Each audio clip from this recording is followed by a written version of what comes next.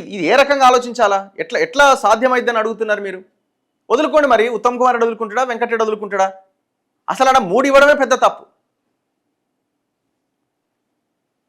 ఇప్పుడు ఈయన మళ్ళీ రాజీనామా చేస్తాడు. మరి రాజీనామా చేసి ఏ పార్టీలో పోయి గెలుస్తావు? ఇప్పుడు రాజీనామా గతంలో కాంగ్రెస్కి రాజీనామా చేసి బీజేపీలోకి పోయారు మీరు. ఓకే, బీజేపీలోకి పోయి బై ఎలక్షన్ వచ్చింది. బై ఎలక్షన్ వస్తే బీజేపీ నుంచి పోటీ చేస్తే ఓడగొట్టిరు.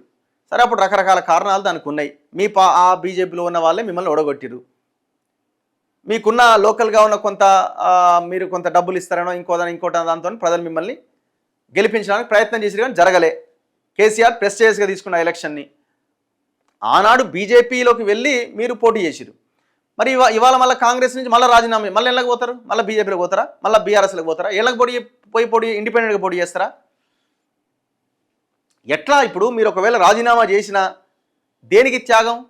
గతంలో కేసీఆర్ మీద కొట్లాడడం దానికి ఏదో మీరు చెప్పుకున్నారు. మరి ఇప్పుడు ఎవరి మీద కొట్లాడుతున్నారు? వీళ్ళ గవర్నమెంట్ వచ్చి 2 ఏళ్ళు అయింది కదా. ఇప్పుడు మీరు రాజీనామా చేసి ఏ ఎజెండాతో మీరు మంత్రి పదవి ఇస్తలేరు నాకు అని రాజీనామా చేస్తారా? ఆ త్యాగం ఎట్లయితుంది?